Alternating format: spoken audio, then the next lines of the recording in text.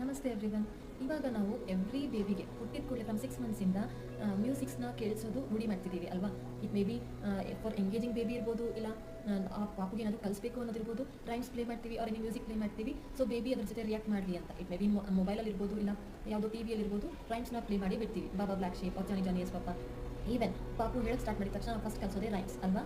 ಆದರೆ ಈ ರೈಮ್ಸಿಂದ ನಿಮ್ಮ ಪಾಪುಗೆ ಏನೂ ಬೆನಿಫಿಟ್ಸ್ ಇಲ್ಲ. ಅನೌನ್ಸ್ ಮಾಡೋಕ್ಕೆ ವರ್ಡ್ಸ್ ಕಲಿಬೋದು ಅಷ್ಟೇ. ಸೊ ರೈಮ್ಸ್ ಬದಲು ನಿಮ್ಮ ಪಾಪುಗಳಿಗೆ ನೀವು ಮಂತ್ರಾಸ್ ಕಲಿಸಿ. It may be Om chanting mantra or Hanuman Chalisa or Gayatri mantra. ಈ ಮಂತ್ರಾಸ್ ಯಾಕೆ ನಾವು ಕಲಿಸ್ಬೇಕು, ಏನು ಬೆನಿಫಿಷಿಯಲ್ ಅಂದರೆ ಸೈಂಟಿಫಿಕಲಿ ಪ್ರೂವ್ ಆಗಿದೆ. ಮಂತ್ರಾಸ್ ಹೇಳೋದ್ರಿಂದ ನಾವು ಮಂತ್ರಾಸ್ ಹೇಳಬೇಕಾದ್ರೆ ಏನು ವೈಬ್ರೇಟ್ ಕ್ರಿಯೇಟ್ ಆಗುತ್ತೋ ನಮ್ಮ ಬಾಡಿಲಿ, ಅದು ನಮ್ಮ ಸೈಕಾಲಜಿಕಲ್ ಬ್ರೈನ್ ಫಂಕ್ಷನಿಂಗ್ಗೆ ಹೆಲ್ಪ್ ಮಾಡುತ್ತೆ. ಸೊ ಈ ವೈಬ್ರೇಷನಿಂದ eyes, brains, sinus parts and low head part ಇದೆಲ್ಲ ಈ ವೈಬ್ರೇಷನಿಂದ ಫಂಕ್ಷನಿಂಗ್ ಜಾಸ್ತಿ ಆಗುತ್ತೆ. ಸೊ ನಿಮ್ಮ ಬೇಬಿದು ಕಾನ್ಸಂಟ್ರೇಷನ್ ಲೆವೆಲ್ ಇರ್ಬೋದು, ಮೆಮೊರಿ ಪವರ್ ಇರ್ಬೋದು, ಜಾಸ್ತಿ ಆಗುತ್ತೆ. ಸೊ ನಾವು ಹೇಗಿದ್ರೂ ಕಲಿಸ್ತಿದ್ದೀವಿ ಅಂದರೆ ಬೆನಿಫಿಷಿಯಲ್ ಇರೋದನ್ನ ಕಲಿಸಿ. ಸೊ ನಿಮ್ಮ ಬೇಬಿ ಹೆಲ್ತಿಗೂ ಬೆನಿಫಿಟ್ ಆಗುತ್ತೆ.